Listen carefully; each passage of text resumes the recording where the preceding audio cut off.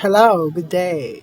Good day, everyone. So, today we're going to talk about transportation engineering or transportation safety and economics. So, before we talk all about the transportation safety and economics, let's talk about first the outline of this topic. So, first we have the transportation safety. So, how it is important to have that kind of component in transportation planning and engineering. The fundamentals of economics of safety, the economic importance of transportation, economic returns of transportation investment, transportation impacts, how the transportation impacts the economic, the social, and in general of the economic growth of the country. And lastly, this topic talks about the transportation as an economic factor. Okay, next. So, what is transportation safety? So, by definition, is a requirement factor in the planning process, and transportation planners are the key partners ensuring that safety is an integral component of all planning process. So, sa transportation nato, it is important na ang ato sa consider not just dili lang ang mobility and accessibility, but ang ato sa consider is ang safety. Dili lang sa vehicle, safety of the vehicle, but also most importantly, safety sa mga tao. So, the important said na part is the planning. So, safety planning of the transportation safety and economics, the safety planning is a collaborative and unintegrated approach that brings together safety partners to leverage resources for a common safety goal. So, ang ako gingon ganina, if dili lang ang mobility and accessibility ang giplan para sa transportation, is also the safety. Kaya nga naman, kay useless ang ato transportation if there's no such component or there's no safety being considered. So that's why planning is also collaborative, because without proper communication and proper collaborating sa ato ang engineering na mag-design sa ato ang transportation, males ang ato safety. Kumbaga, ma-compromise ang aton safety kay because of the collaborative process nga dili sakto. It is designed to inform transportation planners and practitioners with adequate knowledge of safety and opportunities for incorporating a consideration of safety in all places on transportation planning. So, mo na to, dapat, if ang kantong nag-design and nag-plan is na knowledge of the safety, mas mayo. Okay? Mauto sila ang makakuha jud, ang makahatag o full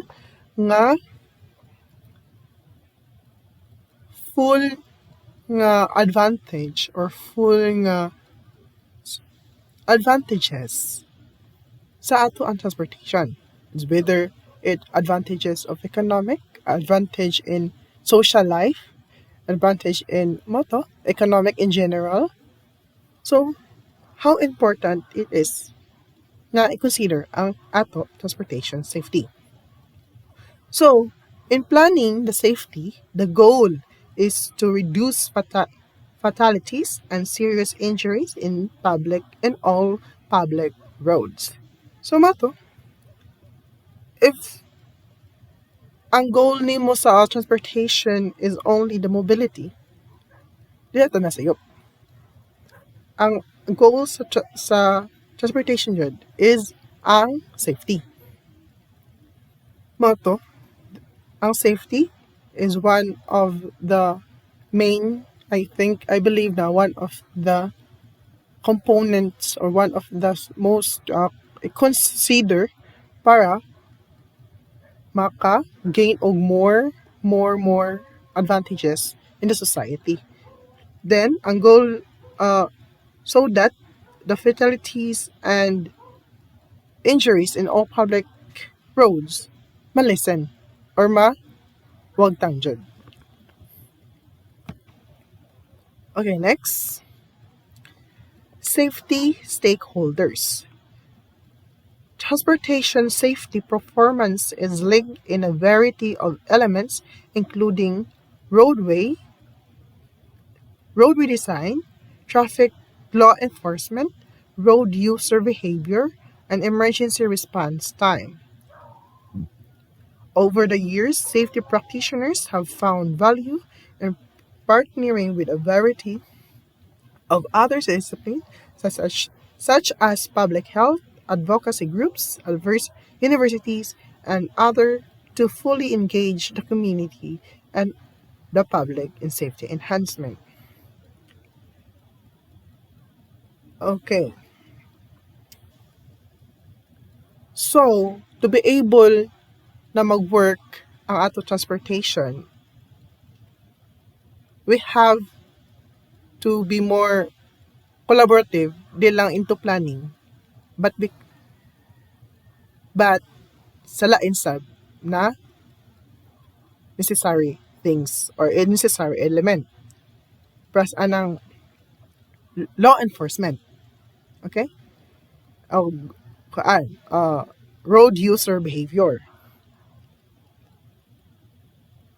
And then, moto, if the transportation have the capabilities to fully engage to the community, moto siya ang for example, ang usa ka transportation or usa ka road, usa ka highway is maka-accommodate siya o maka-engage siya nga dakong community. So it means na ang kato siya na community na siya chance or na siya dako na chance nga atong economic growth mo fully maka-adapt siya. So bali mo taas ang ato economic growth. So next, the 4 E's of safety. So what are those? So the first E is engineering, second is enforcement, third is emergency medical services, and fourth is education. So first E is engineering. So we all know that transportation needs to have an engineer to an experienced engineer to plan and also to collaborate to the planner. So engineers play a critical role in identifying and recommending solution to address safety performances of the transportation infrastructure. So mato siya. So ang engineers kay mo na siya ang mag-identify nato siya mag-analyze siya bali iya studyhan ang past or current na mga nahitabo sa katong iyahang city or iyahang transportation mo identify niya identify first nila ang usa ka problem and then ang engineers mo mag-recommend sa planning. Some of their responsibilities includes managing and practicing in the development and implementation of a statewide or regional road safety plan, collecting and managing crash data, mag-identify first, study, identify, then recommend. Safety issues and projects, in identifying safety projects and countermeasures, designing improvements, etc. Okay? So next, another E. The second E is enforcement. Law enforcement personnel are responsible for collecting crash data, traffic flow enforcement, behavioral safety campaigns, and sharing information with the transportation professionals. So kaya sila, as we all know, enforcement of the law sa transportation is very vital sa transportation because damo og mga incident, nga need og laws para ato transportation mas more organized and much less nga dangerous. Okay. When the event crashes occur, the law enforcement personnel collect data which provides data such as people and vehicles involved and the environmental circumstances. The next E is emergency medical services. So as we all know, na naa jud ato jud i-prioritize ang mga emergency medical services. Bisa na gatong mga emergencies na like fire, nandiyan na siya right nga mo counterflow, mo kuan ba ka ha, mo overtake, bisag kuan, nandiyan na siya power kay tungod dapat paspas ang pagresponde sa mga medical personnel or mga emergency services. Like fire respondents, paramedics, fire and rescue personnel, law enforcement, DOT personnel, and tow truck operators provide insight into health and trauma data record at the crash scene and updated at the hospital to more accurately report fatalities and serious injury. So they need to be more mobile. They need to be more mobile and accessible kay we don't know nga like critical ang condition sa katong sa naa sa vehicle. And then the next A, the last E would be the education. Hospital and emergency medical services personnel, driver education instructors, health education educators, advocacy groups, DOT Metropolitan Planning Organization or MPO, state highway safety officers has its main purpose, which is to administer, advocate for, and implement safety education programs for all road. So before, no, before ta magka-license, dapat more siya like seminar ba kung ba, di ba ka naman dyan yung mga seminar kaya para ma-orient ang mga drivers and also ma-well-educated sila kung unsa ang transportation, kung unsa ang mga laws and the do's and don't of when driving. Kaya para with the help of those knowledge na sila mas more likely they malikya nato ang mga ang mga risk, ang mga danger sa kalsada.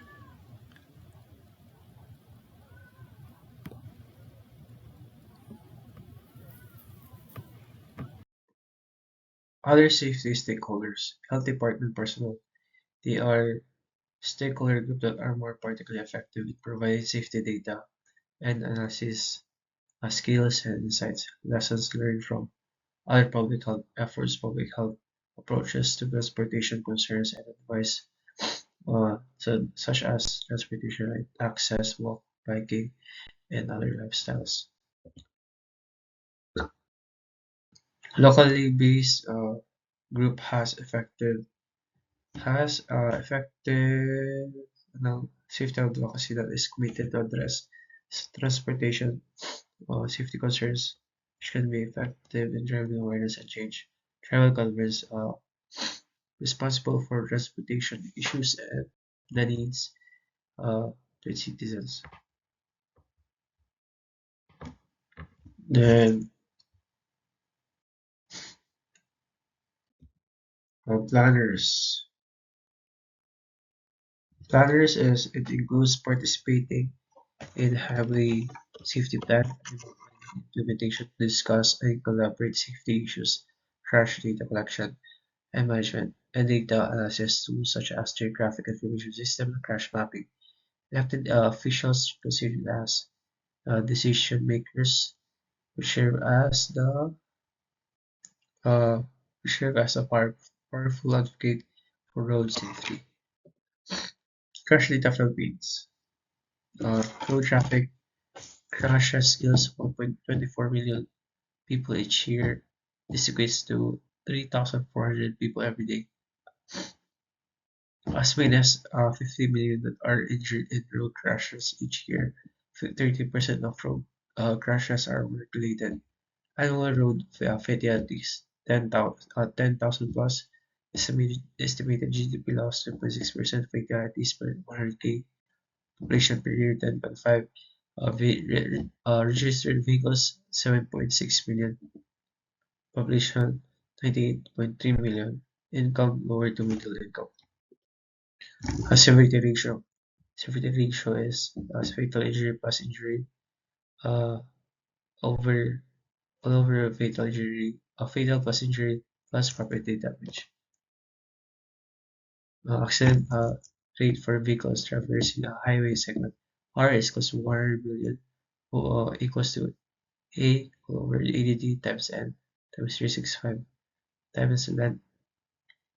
R is the rate where R is the accident rate for 100 million vehicle miles. A is for road accidents during the period of analysis.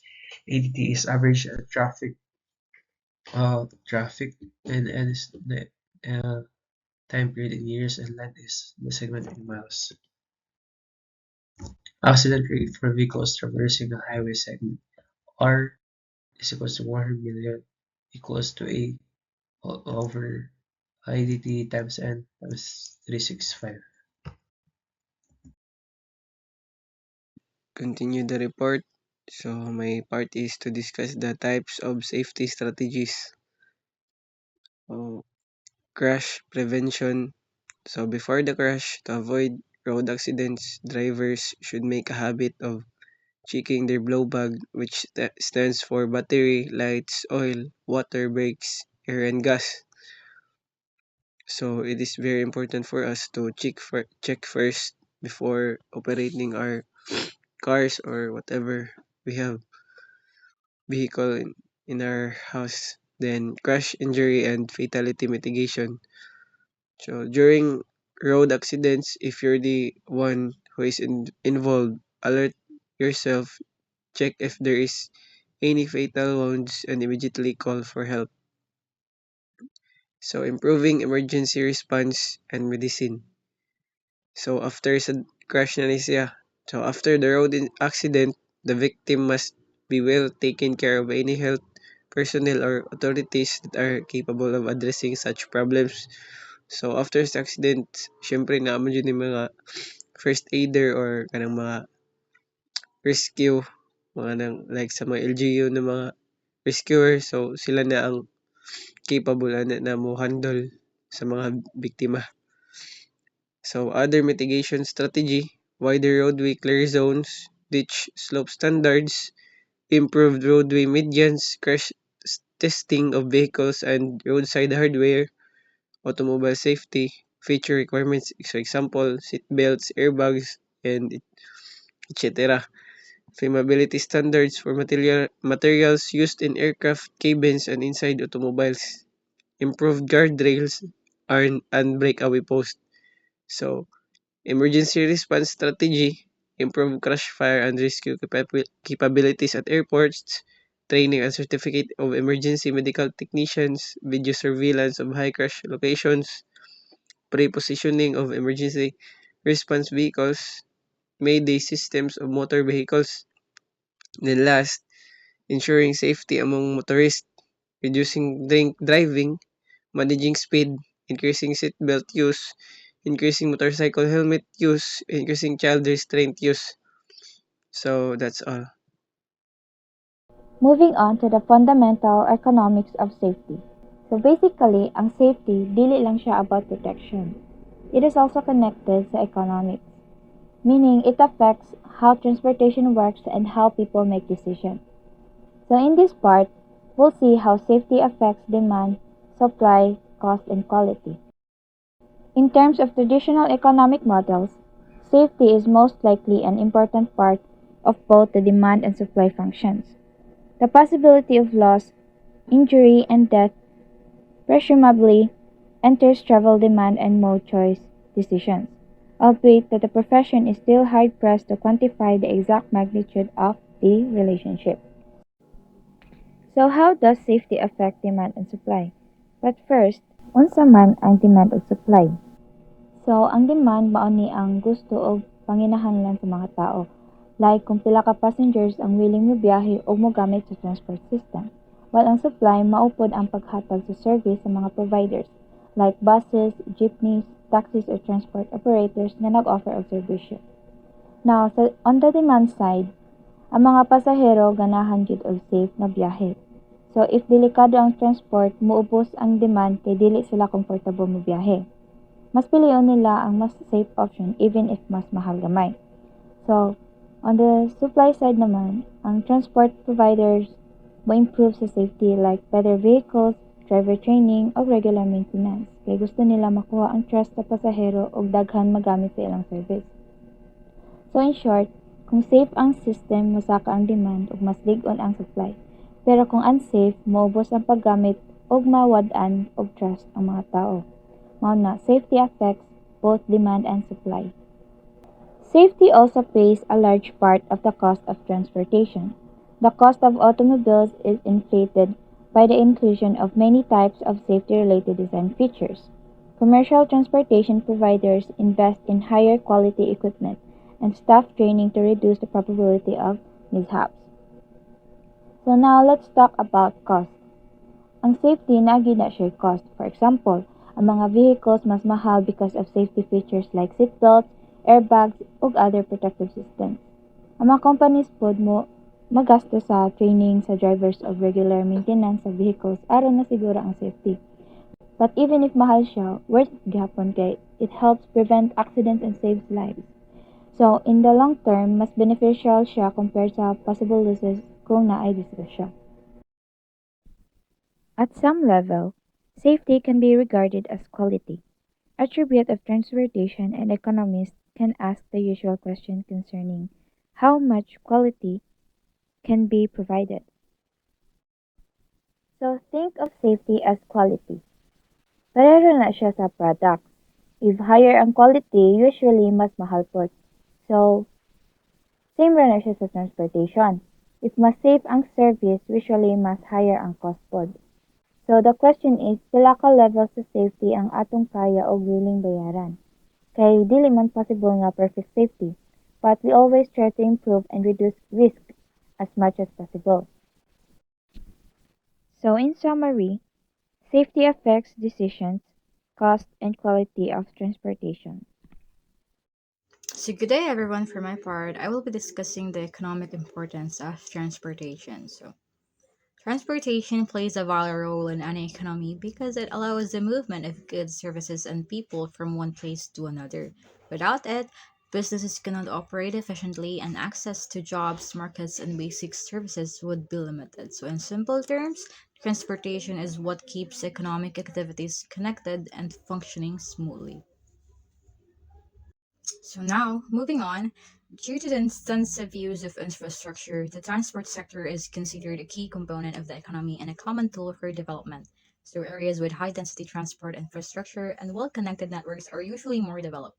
This is because efficient transportation systems makes it easier for businesses to grow, for goods to be delivered faster, and for people to access opportunities such as employment, education, and healthcare. On the other hand, if transportation systems are inefficient, meaning they lack capacity or reliability, they can create economic problems. These include delays, increased cost, missed opportunities, and even a lower quality of life for people. However, transportation does not always produce positive effects. Some impacts are unintended. For example, traffic congestion is often a result of providing free or low cost transport infrastructure. While this makes transportation more accessible, it can also lead to overcrowding on roads, Interestingly, congestion can also be seen as a sign of growing economy because it indicates increased movement of people and goods. So, while transportation brings many benefits, it is important to manage it properly to minimize negative effects and ensure sustainable development. So, to sum it all up, transportation is essential for economic growth, but it must be planned and managed efficiently to maximize its benefits and reduce its disadvantages. So good. I'm going to report the types of impact of mitigation. So number one is core, number two is operational, and number three is geographical. So the core is the most fundamental of transportation related to the physical capacity to convey passenger and goods and the associated cost to support this mobility. So this involves the setting of routes, enabling new or existing interaction between economics entities. So now let's look at how these impact are categorized. First, we have the core and geographical impacts. So the core impact is the most fundamental. It's about our physical capacity to move people and goods and the cost we pay to make it happen. So geographically, transportation is a game changer because it allows us to set new routes and is it just about drawing lines on the map. So it's about enabling brand new interaction between different economics entities that could reach each other before. So sa slide number 2, operational. So improvement in the time performance, notably in times of reliability. So as well as reduce loss or damage, this implies a better utilization level of existing transportation assets, benefiting its user as passenger and freight are conveyed more rapidly and with fewer delays. So operational impact. So next we move to the operational side of things. So here we are talking about time performance. When we improve our transportation system, we make them more reliable and reduce the risk of loss or damage to goods. So think of it as a better asset utilization because the system is efficient. We are getting the most out of our vehicle and infrastructure, meaning passenger and freight move faster and with fewer frustrating delays. So sa geographical, access to broader market base where economies of sale and production, distribution and consumption can be improved. So increases in productivity from the access to a larger and more diverse base of inputs. So raw materials, parts, energy, or labor, and broader markets for diverse outputs, intermediate and finished goods. Another important geographical impact concerns the influence of transport on the location of activities and its impact on land values. So expanding market base, building on those operational improvements, we see a massive impacts on the market. Efficient transportation give business access to much broader market base. So this is where economies of scale come into play. When you can distribute and sell products over a larger area, you can improve how you produce and consume those goods, making the whole economic cycle more effective. So the last part is the economic importance of the transportation industry can be assessed from macroeconomic and macroeconomic perspective. So macroeconomic level, the importance of transportation for a whole economy, transportation and the mobility it confers are linked to a level of output, employment, and income within a national economy.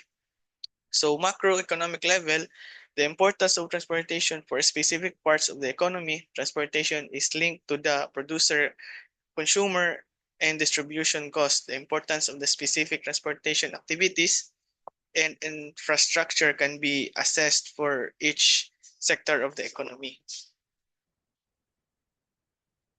So boosting productivity. Finally, we see a direct boost in productivity because we have better access to a more diverse base of inputs like raw materials, energy, and even specialized labor.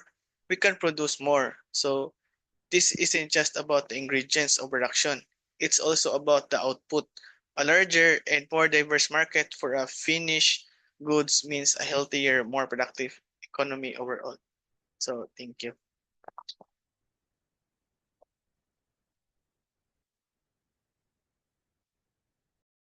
So next, we're going to talk about economic returns of transport investments. Transport investments tend to have declining marginal returns, or what we call diminishing returns, while initial infrastructure investments tend to have a high return since they provide an entirely new range of mobility options. The more system is developed, the more likely additional investments would result in lower returns. So, transport projects usually give high benefits at the beginning because they create new routes or improve mobility, but as more infrastructure is added, the benefits become smaller over time.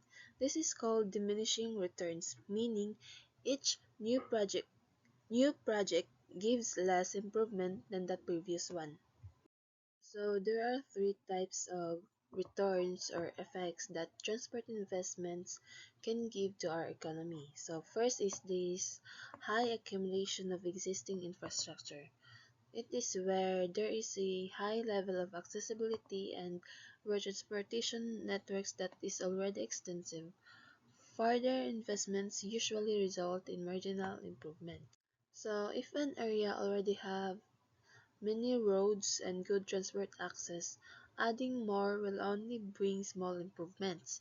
Since the system is already developed, the new investments don't change things much anymore. So the next return is the economic changes. As economies develop, their function tends to shift from the primary and secondary sectors towards advanced manufacturing, distribution, and services. So, as a country develops, its economy shifts from farming and manufacturing to services and advanced industries. Because of this, transport needs also change. For example, more focus on faster delivery and urban mobility. So, the last type of return is clustering. Due to clustering and agglomeration, several locations develop advantages that cannot be readily reversed through improvements in accessibility.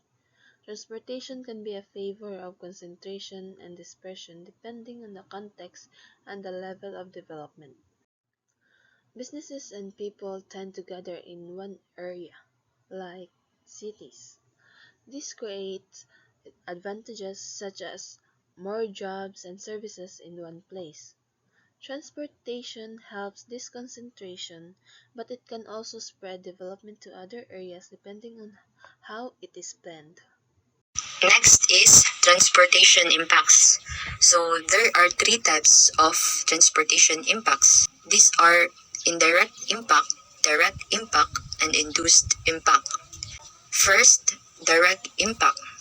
The outcome of improved capacity and efficiency where transport provides employment, added value, larger markets, as well as time and cost improvements.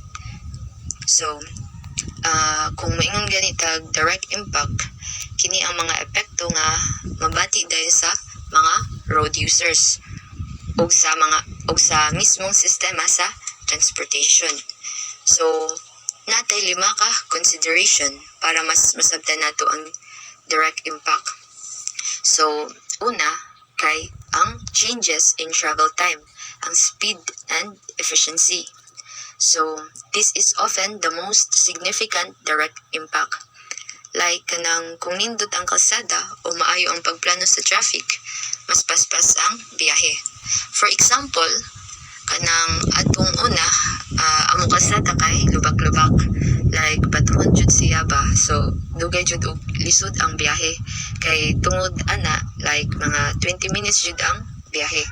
Tapos, kay nakasadaan naman siya, like bagong kalsada na, so mas dali og sayo na lang ang biyahe, like ni-reduce siya og 10 minutes, so mga 10 minutes na lang jud. Then kanang inana, so sa inana ang 10 minutes na changes mao ang direct impact. Then ikaduha ang operating costs, money spent on the vehicles.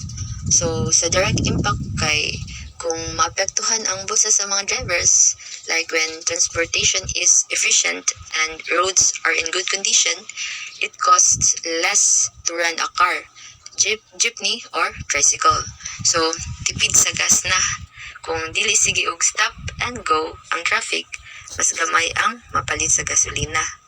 Ug like ang sa maintenance, kung hamis ang dalan, dili-dali maguba ang mga ligid sa mga tricycle, motor, or jeepney bakaha. Then for example, kanang ang usa ka driver makadaginot lang sila og 100 sa gasolina kada adlaw tungod kay dili na siya ma-traffic. So kanang 100 nga nandaginot kay mao na ang direct impact. Then ikatulo kay safety and accident rates. So sa direct impact of engineering a road correctly is a change in the number of accidents. So pasabot ani kung naalay proper and better design, like kung putngan og saktong suga, pakaron or signage og mga pedestrian lanes, mas maiwasan ang mga disgrasya or ma-reduce ang fatalities. So the most vital direct impact is the reduction in physical harm to people. So for example, so tungod kay gibutngan og traffic lights ang usa ka delikado nga kalsada baron sa kanang Ormoc, wala nay aksidente nga nahitabo sulod sa usa ka bulan kunuhay. So ang pagluwas sa kinabuhi sa tawo kay mao'y direct impact. So ikaapat, direct employment, jobs in transport. So when we talk about the economy, the most direct impact is the creation of jobs within transportation sector itself. So kung naay bagong project bakaha, kanang nadayoy makuha nga trabaho ang mga tao. So for example, ang katong lubak-lubak nga kalsada sa amo himoan og new road. So ang pag-hire og mga workers para mo trabaho sa bagong kalsada kay usa ka direct economic impact. Then ikalima, capacity and choice. So a direct impact is also the opening up of new options for the user. So ang direct impact maghatag usab og kanang dugang mapilian sa mga commuters. For example, kung naay bag-ong agianan or kalsada sa bus o sa jeep, naanay mapilian ang mga tao kung unsa ang mas convenient or comfortable sa ilaha sa pagbiyahe. So, in short, direct impact is everything that happens to the user and the infrastructure. The moment the transportation system changes, likely ang ilahang oras, ang gasto, o ang safety sa user. Then, indirect impact. Transport activities are responsible for a wide range of indirect value added and employment effects through the linkages of transport with another economic sectors. So, ang direct impact, mao ang mga secondary effects. Kung ang direct impact kay mahitabo dayon sa kalsada, ang indirect impact kay ang kausaban na mahitabo sa tibuok komunidad sa palibot o sa economy sa paglabay sa panahon. So, murag kini siya kay murag kanang chain reaction sa nahintabo nga kabag-uhan. So, nagyapuntay upat ka consideration para mas masabtan nato ang indirect impact. Ang una, changes in land value and use. So, when a transport system makes a place easier to reach, that land becomes more valuable. So kung ang usa ka lugar dali na adtuan tungod sa bag-ong kalsada, mas mosaka ang value ana nga lugar o mas mosaka ang presyo sa yuta sa kana nga lugar. Like for example, ang usa ka yuta nga kaniadto puro sagbot, like paratong mga sinaunang mga panahon. So nahimo nang karon location para sa usa ka mall or eskwelahan baron or clinic baron, hospital, inana kay nindot ang dalan sa padulong sa inana tungod sa bagong kalsada. So muna example sa changes in land value and use. Ikaduha, economic growth and business development. Sa ingon pa nila kay transportation is the circulatory system of the economy. So indirectly, so it helps businesses grow even if those businesses don't own trucks. Kaya bisan dili transportation ang like imong negosyo maapektuhan gihapon kana. So kanang for example, tungod kay nindot na ang kalsada like paingon sa Ormoc Port, ang mga mag-uuma sa Ormoc mas dali ang makabaligya sa ilang mga produkto sa laing isla. So kung mas barato ug mas paspas ang pag-deliver sa mga baligya, makadaginot ang mga negosyante. Ang ilang madaginot nga kwarta pwede nila gamiton para mas malapad ang ilang negosyo or magherbal ka sila or magdugang baka sila og trabahante sa ilang negosyo. Then ikatulo, social and lifestyle changes. So this impact is about how people's lives change because they have better access to the world. Like kung giun sa pagbago sa transportation ang kinabuhi sa tao pinaagi sa maghatag og bag-ong mga opportunity. So better transport doesn't just move cars, it moves people to opportunities.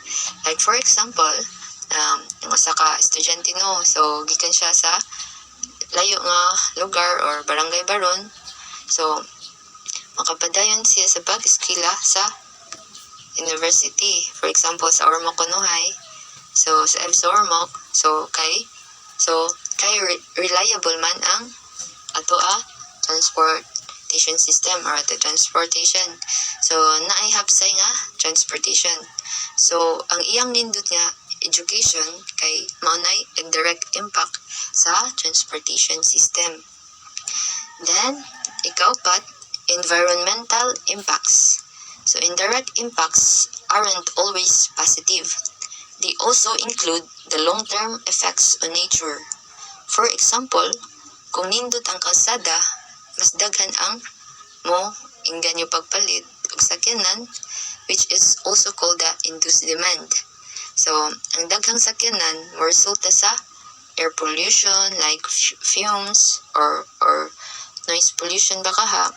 Kaya over many years, this can lead to poorer air quality sa syudad or kanang ma-change ang local temperature. So in conclusion, kung ang direct impact is about journey, so ang indirect impact is about how the journey reshapes the world around us. Then, ang last type of transportation impact is induced impact. So, the outcome of the economic multiplier effects where the price of commodities, goods, or services drops and their variety increases. So, ang induced impact is often called the third level effect.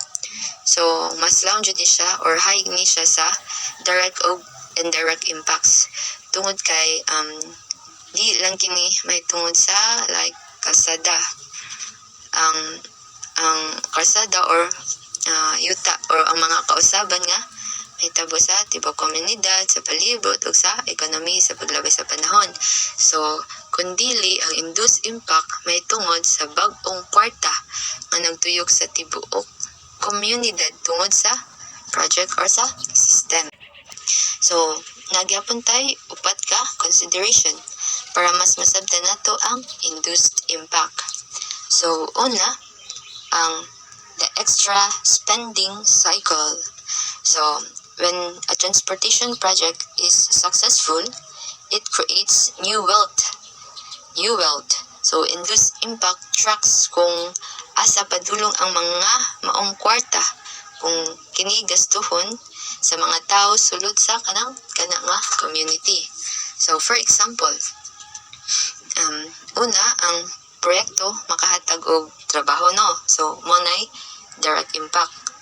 O kana nga trabaho makatabang sa kana nga mga project makatabang sa mga negosyo nga mulambo. So man ang indirect impact.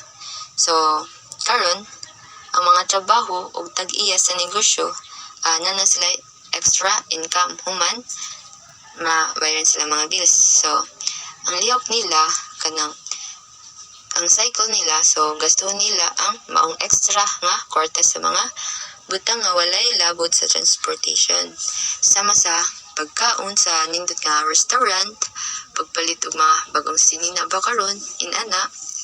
So ang result ana kay tungod kay kusog man mugasto ang mga tao, ang mga lokal nga tindahan kinahanglan mo hire og dugang na trabahante. So ang kana nga negosyo mas mag-hire pa sila og kanang mga trabahante kay tungod gasto.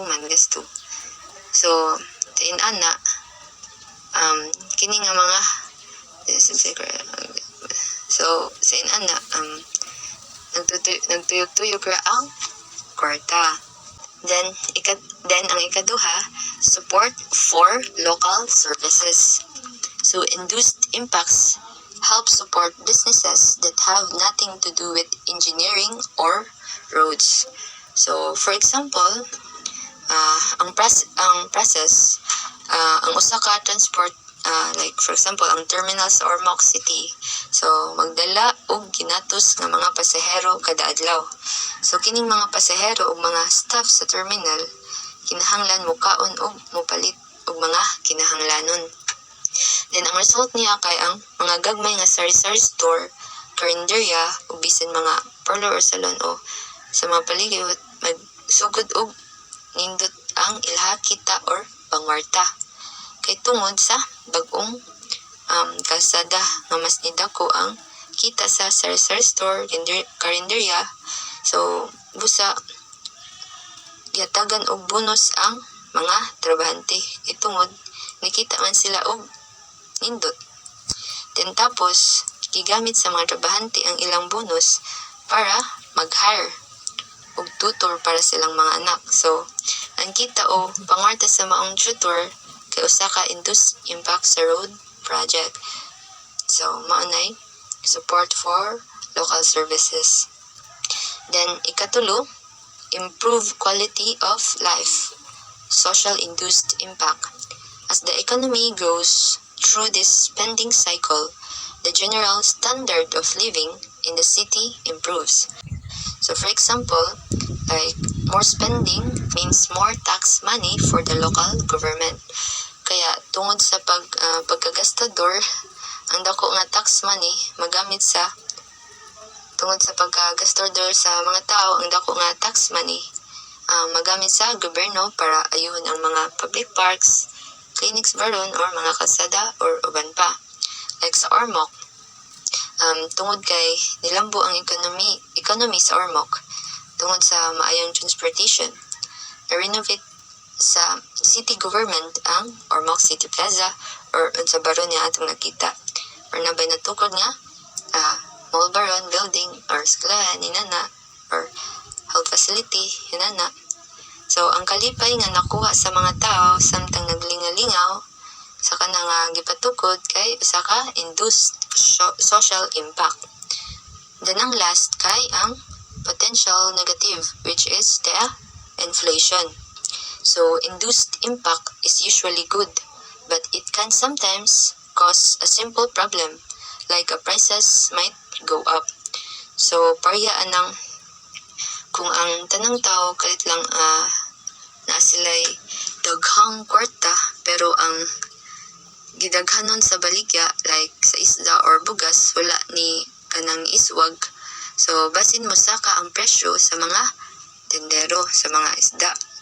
So inana ang example sa induced economic challenge. So in short, induced impact is the sound of money circulating. It is the proof that a transportation project didn't just move cars, it moved the entire economy forward by putting more money in people's pockets to spend on local businesses or in cycle. So, para to kong report. Then, thank you and God bless. So good day everyone. Today I'm going to continue our report and my topic is about the transportation as an economic factor. Contemporary trends have underlined that economic development has become less dependent on relations with the environment resources and more dependent on relations across space. While resources remain as the foundation of economic activities, the commodification of the economy has been linked with higher levels of material flow of all kinds. Concomitantly, resources, capital, and even labor have shown increasing levels of mobility. So for example, in Ormoc City, before dili pa kay kanang transport sa Ormoc, karang sa pier, dili pa kay kanang karang biyahe sa mga barge. Ang Ormoc ga-depend ra sa yaon nga local resources. But now nga kaya na nga nanay mga barge, nanay mga karang bus nga mga travel nga to or nanay mga trucks nga maka-deliver og mga goods, services. Ang Ormoc wala na kay nag defend sa local resources but makahimo na siya nga maka-order siya sa Manila or sa Cebu. And next is this is particularly the case of multinational firms that can benefit transport improvements in two significant markets, which is the first market is the contemporary market. Improvement in efficiency with which firms have access to raw materials and parts as well as to their respective customers. Thus, transportation expands opportunities to acquire and sell a variety of commodities necessary for industrial and manufacturing system. So, for example, a construction firm nagpalit og cement from Cebu and in pagkahuman nag-deliver sila og precast padung sa Leyte. Aka na nag-order sila og karang sa cement gikan sa Cebu. Then pagkahuman sila po naka-deliver po sila og mga precast nila nga goods padung sa other nga local nga area like sa Leyte. And next is the labor market. Improvement in access to labor and a reduction in access costs mainly by improved commuting, local scale or the use of lower cost labor or global scale. For example, nga improve na ang road sa Ormoc. Then biyahe na ang karang mga workers padung dito sa Baybay para makatrabaho or ang karing nanay karang biyahe sa barko gikan sa Ormoc to Cebu. Ang mga taga Ormoc makangadto na sa Cebu para makatrabaho. And next is an efficient transport system with modern infrastructures favor many economic changes. The major impacts of transport on economic factors can be categorized as follows, which is geographic specialization, scale and scope of production, increased competition, and increased land value. First is the geographic specialization. Through geographic specialization supported by efficient transportation, economic productivity is promoted. For example, regions focus on what they produce best because makatrade naman sila. And next is the scale and scope of production. The more efficient transportation becomes, the larger the markets that can be serviced and the larger the scale of production. This results in lower unit costs. For example, ang usa ka firm maka-serve sila in bigger markets so they can produce more cuts or makapalow sila sa prices. The next is increased competition. A wider array of goods and services becomes available to consumers through competition, which tends to reduce costs and promote quality and innovation. So, for example, more suppliers na maka-reach sa consumers, so maka-force sila sa prices nga makapadown to and quality up. And next is the increased land value. Land which is adjacent or serviced by good transport services generally has a greater value due to utility in it confers. For example, ang mga land near sa ports, highways, or train stations become more expensive because it's useful. Para ang mga ibuta nga mga goods o mga baligya nga doon sa port, sa pier, sa terminal, and sa airport, kay mahal siya, kay tungod, na siya sa doon, and useful kay siya na nga lugar. And next is transportation safety of economics in Ormoc City. And ako na siyang kagroup ang mga continue aning nga report. And that's all for my report. Thank you. For the last topic, we have transportation safety and economics in Ormoc City. Ormoc City relies on tricycles and motorcycle for primary local transport, jeepneys for main routes, and some private vehicles increasing in number. Transportation is concentrated in areas like the city proper, the public market, schools, and business district. Current transportation safety situation in Ormoc City. So there is a frequent minor to moderate road accidents, high involvement of motorcycles, limited pedestrian-friendly infrastructures, and inconsistent use of helmet and safety gear. Another observed safety issues in Ormoc are overloading in tricycles and motorcycles, lack of discipline like overspeeding and illegal parking, then weak enforcement of traffic rules in some areas, poor visibility or signage in certain roads, and lastly, narrow roads in busy zones. So the high-risk areas includes the public area, which has the heavy congestion. Another is the school zones during peak hours. Then the major intersections in the city proper. And lastly, the roads connecting barangays to the city. So what are the causes of these safety problems? The first one, we have rapid increase in vehicle numbers. Second is limited road capacity. Third, we have inadequate traffic management. Fourth, we have lack of road safety awareness among drivers. And fifth, we have the poor road maintenance in some locations. So what is the effect of this on the community? First, we have increased risk of injuries and fatalities. Second, we have traffic congestion and delays. Third, we have stress and inconvenience for commuters. Fourth, we have reduced efficiency in daily travel. So the transportation economics in Ormoc. Transportation supports, of course, the local businesses, public market activities, and lastly is tourism and services. Then it also provides livelihood for the drivers of tricycle, jeepney, or like habal-habal. So in terms of economic issues in transportation, the first one, of course, rising fuel prices will have effect on the fares. So it will result into higher fares. Second, we have traffic congestion. This will affect the travel time.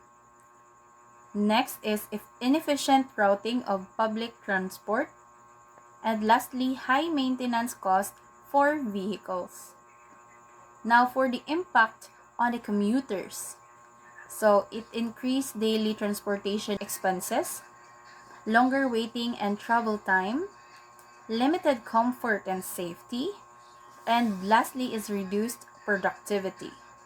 On the side of business, so the impact includes delays in delivery of goods, increased transportation cost, reduced customers' accessibility, and lower business efficiency. So in terms of infrastructure and development issues, we have limited road expansion in urban areas, lack of organized transportation terminals, insufficient traffic control system, And lastly is growing demand not matched by the infrastructure. So what are the positive aspects? First, accessible transportation within the city. Second, strong local transport network, which is most common is tricycles. Third, we have supports economic activity and mobility. Fourth, we have a continuous government efforts in road improvement. So what are the key challenges? First, we have the balancing safety and accessibility. Second, we have managing increasing number of vehicles, improving road infrastructure, and strengthening law enforcement. Here are suggested improvements. First, stricter enforcement of traffic laws, better road design and signage, traffic management in congested areas, driver education and awareness program, and lastly, development of transport terminals and routes. In conclusion, Ormoc City's transportation system is essential but faces safety and economic challenges. Unsafe and inefficient transport affects both people and businesses. Improving safety and efficiency will enhance the city's development and quality of life. Transportation safety and economics are interconnected. Unsafe systems lead to economic losses, where efficient and safe transport supports development. So that would be all for our report. Thank you and God bless.